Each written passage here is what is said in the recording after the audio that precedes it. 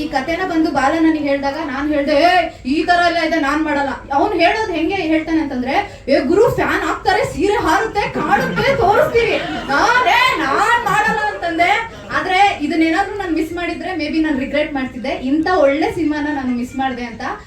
ಈ ತರ ಕ್ಯಾರೆಕ್ಟರ್ ಮಾಡೋದ್ರಲ್ಲಿ ನನಗೇನು ನಾಚಿಕೆ ಇಲ್ಲ, ಯಾಕೆ ಅಂತಂದ್ರೆ ಪಾತ್ರಕ್ಕೆ ಜೀವ ತುಂಬಿಸೋದು ಅಷ್ಟೇ ಒಂದು ಕಲೆಗಾರನ ಒಂದು ಇದಾಗಿರುತ್ತೆ ಅಂತ ನಾನು ನಂಬ್ತೀನಿ.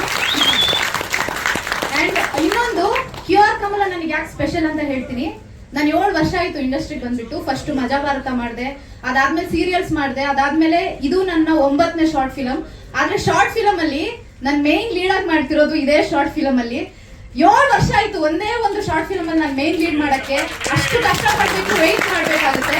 ಅಂಡ್ ನನ್ನ ಮೇಲೆ ನಂಬಿಕೆ ಇಟ್ಟು ನಾನು ಒಂದು ಪಾತ್ರನ ನಿಭಾಯಿಸ್ತೀನಿ ಅಂತ ನನಗೆ ಒಳ್ಳೆ ಮೇನ್ ಕೊಟ್ಟಿದ್ದಕ್ಕೆ ಬಾಲ, ಥ್ಯಾಂಕ್ ಯು ಸೋ ಮಚ್. ನಿನಗೆ ಒಳ್ಳೇದಾಗ್ಲಿ, ಆಲ್ ದ ವೆರಿ ಬೆಸ್ಟ್.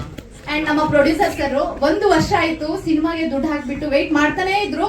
ನಾವ್ ಆಕ್ಟ್ ಮಾಡ್ಬಿಟ್ಟು ನಾನ್ ಕೇಳ್ತಿದ್ದೆ, ಯಾವಾಗ್ಲೋ ರಿಲೀಸು, ಯಾವಾಗ್ಲೋ ಬೇಗ ಮಾಡು ಬೇಗ ಮಾಡು. ಬಟ್ ಅವ್ರು ಅಷ್ಟು ಪೇಷನ್ಸ್ ಇಂದ ವೆಯ್ಟ್ ಮಾಡಿದ್ದಾರೆ. ಸರ್ ನೀವು ಕೂಡ ತುಂಬಾ ಚೆನ್ನಾಗಿ ಆಕ್ಟ್ ಮಾಡಿದೀರಾ, ನಿಮಗೂ ಒಳ್ಳೇದಾಗ್ಲಿ.